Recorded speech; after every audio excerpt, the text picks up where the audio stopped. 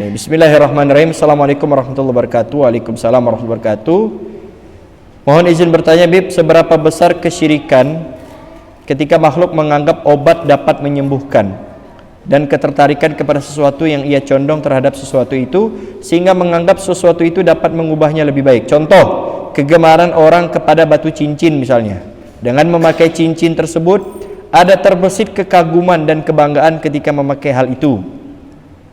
Dan apakah seseorang yang menyanjung tuannya dan tuannya tersebut merasa tersanjung sehingga menjadi ujub, bangga dan merasa berjasa atas kebaikannya sendiri itu juga termasuk syirik? Dan seberapa halus kesyirikan yang ada di hati, pikiran dan perkataan kita sehingga kita tidak menyadari bahwa kita telah berbuat syirik? Panjang pertanyaan ini. Yang pertama,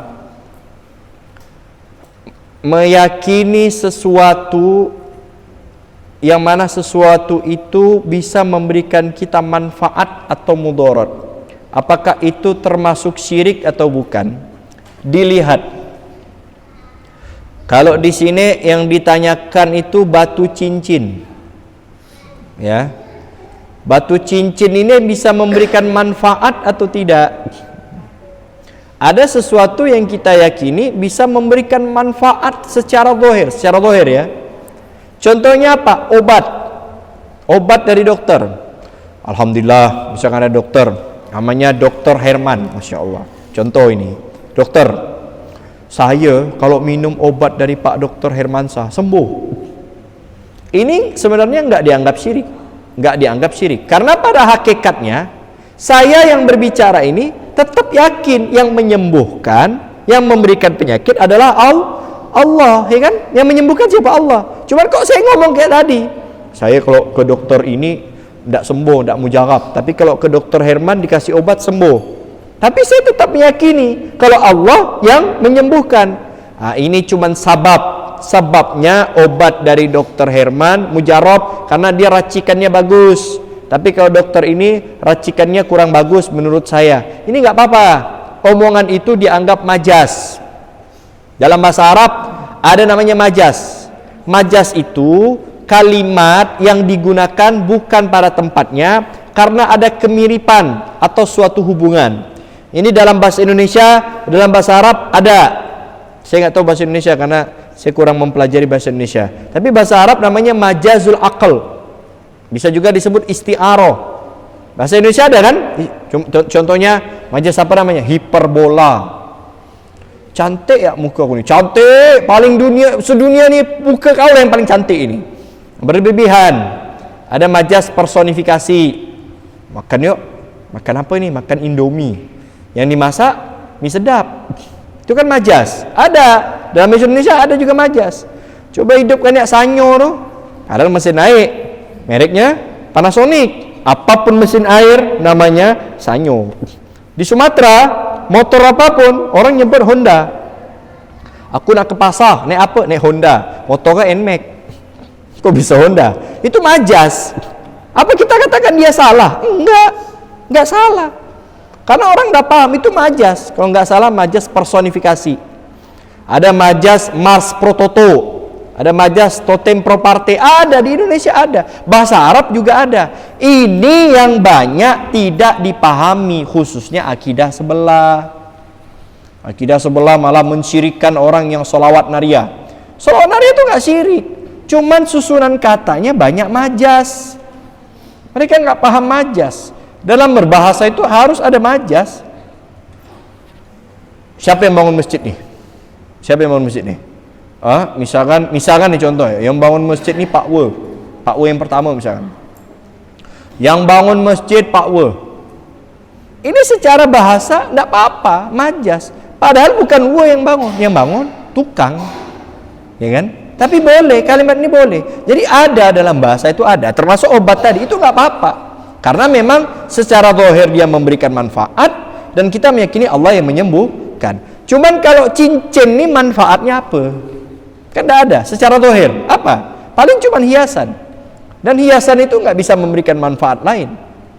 Nah, yang salah ini kalau dia meyakini cincinnya, obatnya yang memberikan manfaat. Ini yang salah, ini yang nggak boleh. Aku sembuh gara-gara obat. Memang obatnya yang menyembuhkan saya. Ini nggak boleh. Aku ini selamat gara-gara pakai cincin ini. Wah, cincin memberikan manfaat. Ini yang syirik. Ini nggak boleh. Nggak boleh. Ya, kecuali ada sebab, ada sabab. Nanti ada sabab. Sabab itu masuk dalam kategori tawasul. Ini di ilmu akidah sebenarnya, tawasul.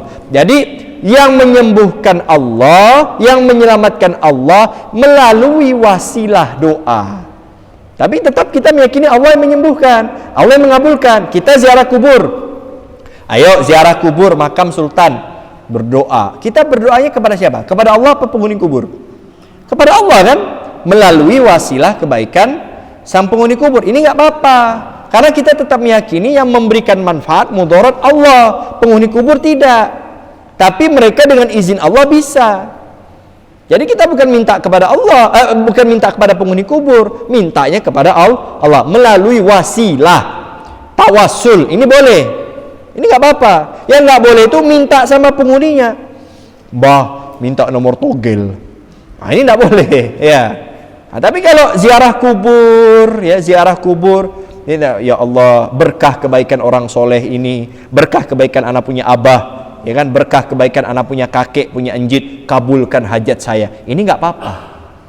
Itu yang pertama. Terus jadi ada dua pertanyaan ini. Yang pertama, menyanjung tuannya sehingga merasa ujub. Makanya disebut ujub itu bagian daripada sombong, dan sombong itu syirik kecil. Karena dia merasa dirinya saingan Tuhan. Nanti ada bab khusus, bab ujub ini, bangga. Makanya nggak boleh kita memuji orang kalau kita yakin orang itu dengan pujian kita dia akan merasa ujub, bangga dengan dirinya. Nggak boleh, haram. Karena gara-gara kita dia maksiat. Hati-hati bu, muji-muji orang bu. Masya Allah, Habib Ali ini, Masya Allah, gara-gara ibu saya terbang, berdosa saya. Di akhirat, kau berdosanya, ujub. Bila pula aku ujub nih? Kau dipuji oleh ibu ini, nak tuntut di akhirat. Masya Allah. Na'udzubillah, na'udzubillah. Sebenarnya musibah terbesar itu dipuji orang. Orang soleh terdahulu tuh nggak senang dipuji. Mereka nggak senang. Kalau kita kebalikannya, suka dipuji. Dihina ngamuk, dipuji suka. Oleh karenanya jangan sampai tersanjung karena pujian orang. Ini pembahasannya panjang. Dan orang kalau sudah ujub itu muqaddimah daripada kibir, muqaddimah daripada sombong. Bisa juga dikatakan sebagai syirik kecil. Maka kalau kita dipuji orang, sebut Masya Allah, langsung rendahkan hati. Jangan merasa kita tinggi karena dipuji orang lain. Mungkin ini saja, wallahu a'lam bissawab. Ada lagi yang lain?